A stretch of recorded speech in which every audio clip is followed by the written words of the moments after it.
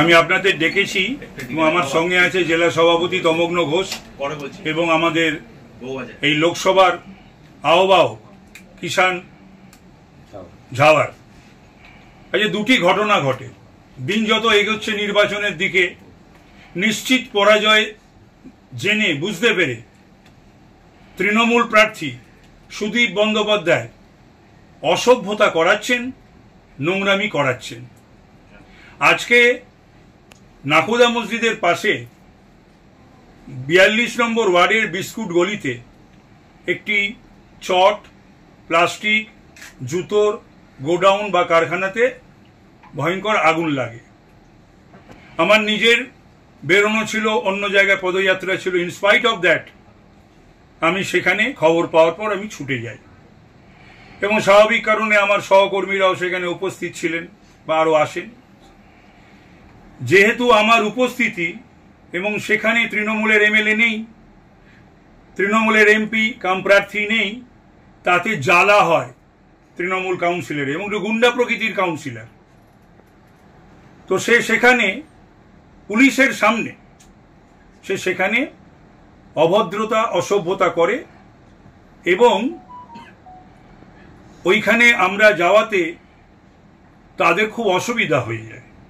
বাড়িতে কতবার তল্লাশি হয়েছে সিবিআইডিআই? 1, 2 হচ্ছে যে ববিকে আমি চ্যালেঞ্জ জানাচ্ছি যে আমি 13 বছরে এই সরকার ছিল, আমি 13 বছর এমএলএ ছিলাম, মন্ত্রীও ছিলাম 2.5 বছর, ডেপুটি চিফ হুইপ ছিলাম। চ্যালেঞ্জ করছি, ওই যে বলেছে না ওয়াশিং মেশিন ইডি ঢুকেছে, বলুক আমার বাড়িতে ইডি কে ঢুকিয়েছে। আর পার্টি চুপ ছিল। ইডি ঢুকিয়েছে সুদীপ ব্যানার্জি, আর মমতা ব্যানার্জি শেখ শাহজাহানের পাশে দাঁড়িয়েছে। তাপস রায় একটা কথা বলেনি। ববির বাড়ির ইডি নিয়ে কথা বলেছে, ববির বউয়ের রান্নাঘর নিয়ে কথা বলেছে।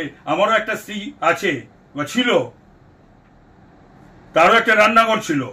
তো সুতরাং এটা সাবস্টেন্সিয়েট করে যে পার্টির থেকে এটা করানো হয়েছিল, তাই পার্টি পাশে দাঁড়ায়নি। 1, 2 হচ্ছে যে ববি এই সমস্ত কথা যেন না বলে, আর ভেবে চিন্তে যেন বলে। ববিকে নমিনেশন না দেওয়ার জন্য কারা না কারা মমতা ব্যানার্জির বাড়িতে কে বাজিয়েছিল, অত অসভ্য ঢিল মেরেছিল কে?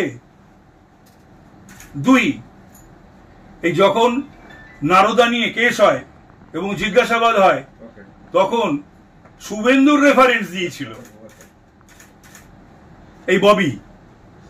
শুভেন্দু রেফারেন্স দিয়েছিল, নিজের বেলা আটিসুটি, পরের বেলা দাঁত কপাটি। শুভেন্দুর রেফারেন্স দিয়ে অভিষেকের দিকে তীর দিয়েছিল, তীরটা ছিল অভিষেকের দিকে। এগুলো যেন ববি ভুলে না যায়। আর ববি আমার দেখা শোনা মেয়রদের মধ্যে মোস্ট অপদার্থ এবং ব্যর্থ মেয়র, যার কলকাতা ইতিহাস সম্বন্ধে, কলকাতার ভূগোল সম্বন্ধে, কলকাতার সংস্কৃতি সম্বন্ধে কোনো জ্ঞান নেই। এবং ওর সময় সবচেয়ে বেশি আনঅথরাইজ কনস্ট্রাকশন কলকাতার বুকে হয়েছে। গার্ডেন ডিচে ওর কেন্দ্র, ও মন্ত্রী, ও মেয়র, 12 জন রমজান মাসে মুসলমান মারা গেছে। এরপর বড় বড় কথা কোন মুখে বলে? ও তো আমার পরে গিয়েছিল শুনলাম, সেটাও বোধহয় আমি যাওয়া শুনে। তাহলে ও কি ছবি তুলতে গেছিল, বা ওকে যারা ডেকেছিল, যদিও এমএলএ এমপি এখনো পর্যন্ত পৌঁছয়নি।